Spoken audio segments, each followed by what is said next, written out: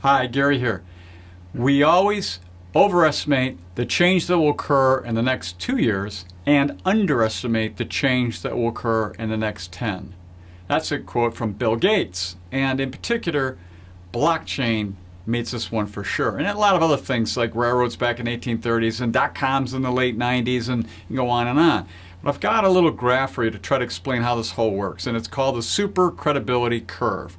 Now, on the vertical axis is expectations, and on the horizontal axis is time, so as time goes along. So at some point, there's an initial innovation trigger. Say with blockchain, that was cryptocurrency in the form of Bitcoin, right?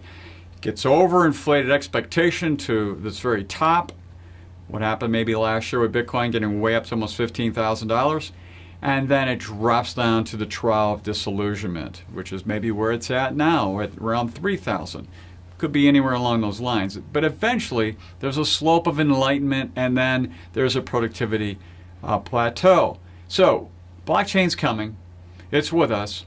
But what is it? Well, let's make it easy. Do you understand the internal combustion engine of the car you drive around? Probably not. What you do understand is you can get in the car, turn the key, it comes on, you got the gas pedal and the brake, and your mirrors, and you're driving. And that's really all you care about. So let's try to make blockchain as simple as that.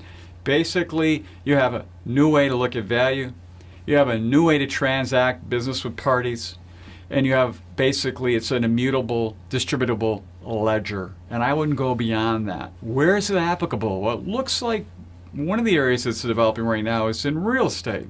Well, how does that work? Well, on the blockchain, you could take a piece of real estate, you could break it into a bunch of tiny parts, and you could invest $100 in one of those parts, as an example, and be liquid, meaning all the parties agree day to day what the value of that piece of real estate is, and you could buy and sell it in what would be considered more of a liquid form, even though it's an illiquid investment.